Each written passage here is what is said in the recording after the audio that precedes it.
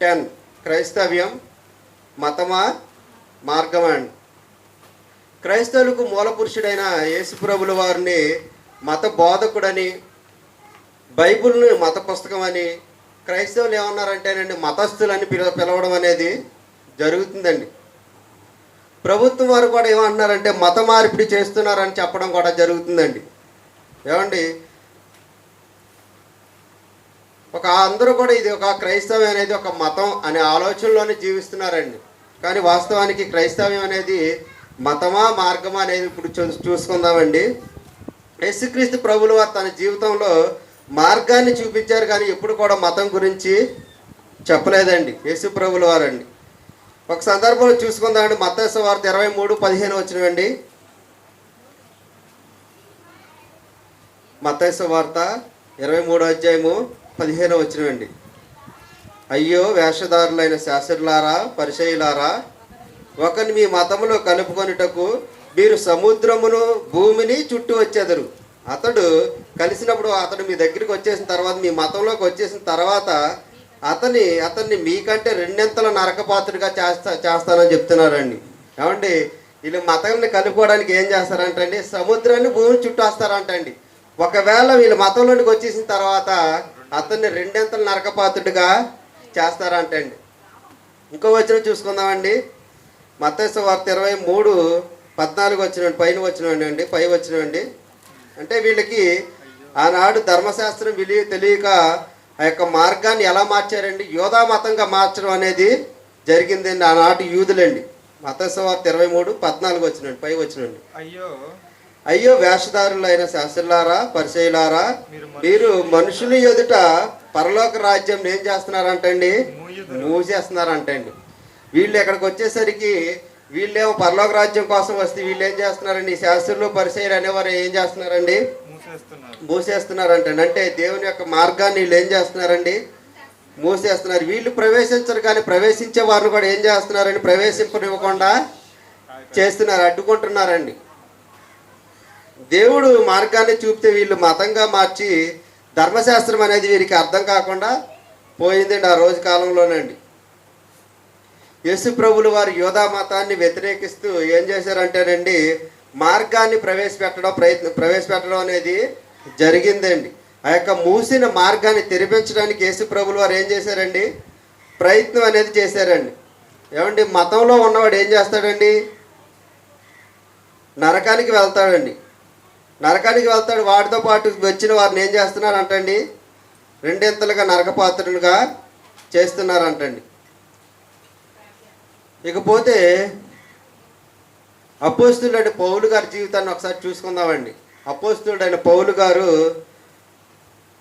గారి జీవితం చూడగలిగితే గమాలియేలు పాదాల యొద్ద తొలి రోజుల్లో పౌలు గారు నేర్చుకుంటున్న రోజుల్లో ఒక మత పెద్ద చూశాడంటండి పౌలు గారినండి. చూపు పడి ఏం చేశాడంటేనండి, జ్ఞానం వైపు వెళ్ళకుండా ఎట్లాగాడండి, మతంలోనికి లాగాడంటండి.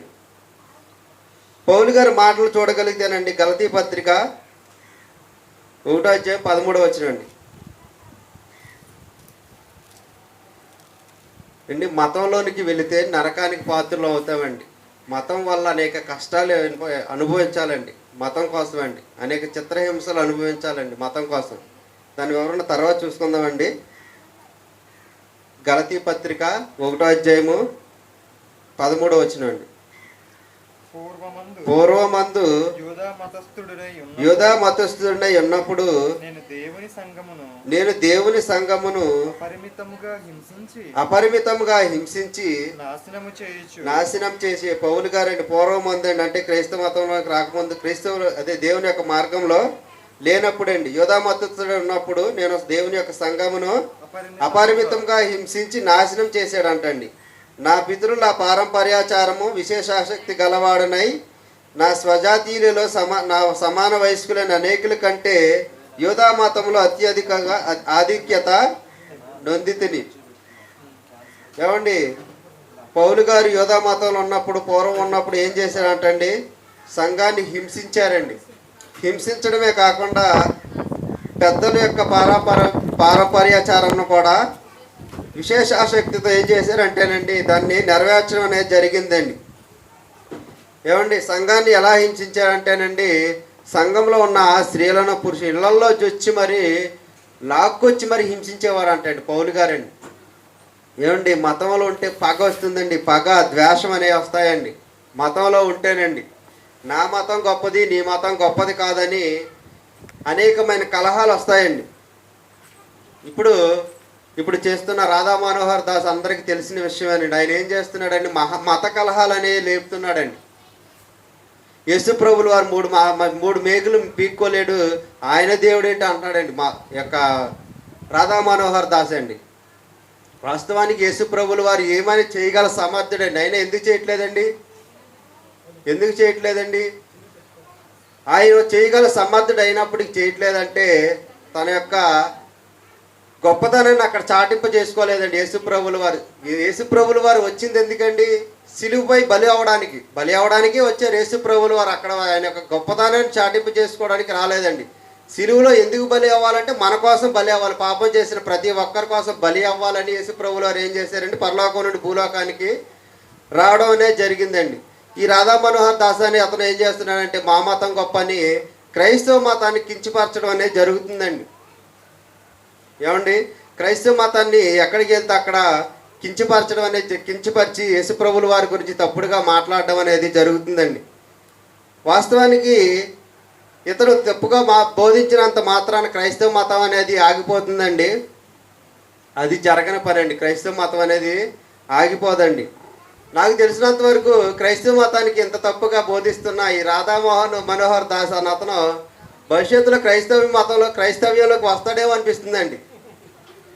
ఎంతగా ఎక్కడ పెడితే అక్కడ యేసు ప్రభువుల వారి గురించి చెప్తుంటేనండి.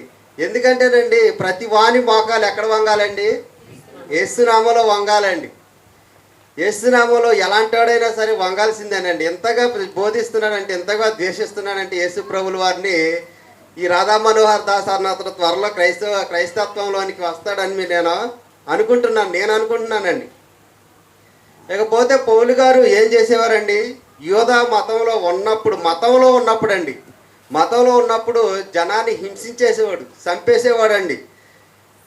ఆ యొక్క కల్పితమైన పద్ధతులను ఆచారాలను ఫాలో అయ్యేవాడండి. ఒకసారి చూసుకుందామండి ఆచారాలు అంటే ఏంటో ఒకసారి చూసుకుందామండి. మత్తయి సువార్త 15 అధ్యాయము 7 నుండి 9 వచనాలండి. వేషధారులారా, ఈ ప్రజలు తమ పెదవులతో నన్ను గణపరచుదురు గాని వారి హృదయము నాకు దూరముగా ఉన్నది. మనుషులు కల్పించిన పద్ధతులు దేవోపదేశములని బోధించు సరిపోద్దండి. ఏమండి ఇక్కడ ఏం చెప్పారండి, మనుషులు కల్పించిన పద్ధతులు దేవుడు చెప్పాడు, దేవుడు ఉపదేశించాడు అని చెప్తున్నారు, నేర్పిస్తున్నారు అంటండి. మనుషులు కల్పించే పద్ధతులు ఏంటండి? ఒకప్పుడు దశంభాగం ఇవ్వమన్నారండి, ఇప్పుడు దశంభాగం ఇవ్వమని దేవుడు చెప్పలేదండి. వీళ్ళు ఏం చేస్తున్నారండి, నువ్వు దశంభాగం ఇవ్వకపోతే నువ్వు చచ్చిపోతావు అంటున్నారండి. ఒక ఆవిడ డైరెక్ట్గా చెప్పేస్తుందండి. దశంభాగం పోయిన సంవత్సరం 5,000 ఇచ్చారు కాబట్టి ఈ సంవత్సరం 10,000 ఇవ్వాలి అన్నారండి. ఎందుకు ఇవ్వాలండి అంటే రేట్లు పెరిగినాయి అంటండి. ఏమండి అన్నింటికి రేట్లు పెరిగిపోయినాయి కాబట్టి మీరు దశంభాగాలు కూడా పెంచాలంటున్నారండి. అంటే వీళ్ళు ఏం చేస్తున్నారంటే వీళ్ళు కల్పించిన పద్ధతులు, ఇదిగో దేవుడు చెప్పాడు దశంభాగం అని, ఇదిగో పాత నిబంధన కాలంలోని దేవుడి మీద తోసేస్తున్నారండి. అలాంటి జనాంగం నేటున్న మనుషులు ఉన్నారండి.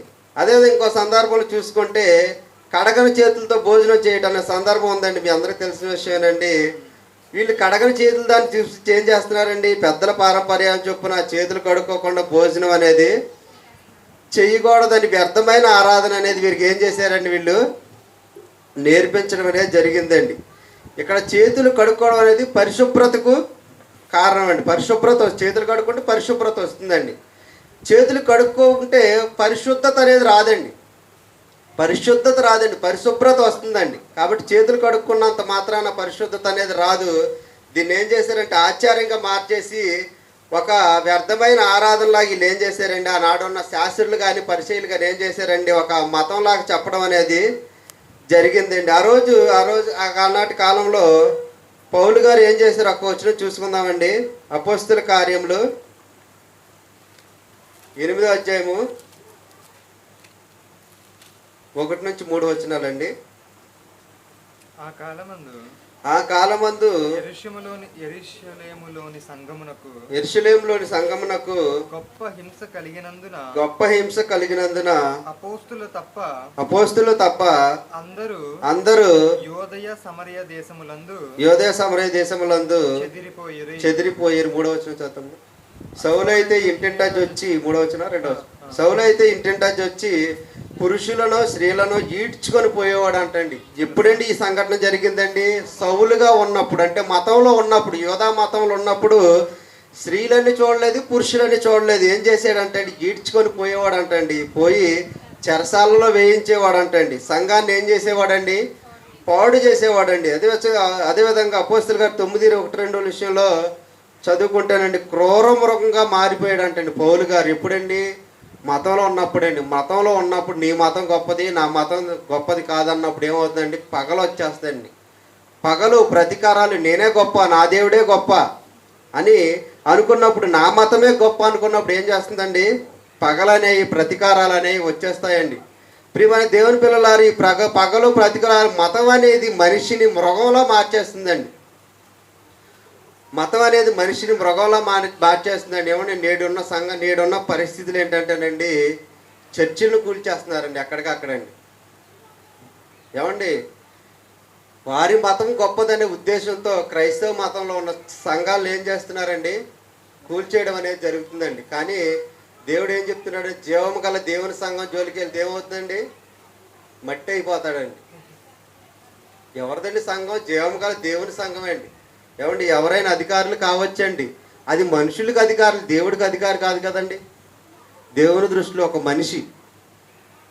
క్రైస్తవులపై దాడులు కూడా కొన్ని సంవత్సరాలుగా జరుగుతూ ఉన్నాయండి.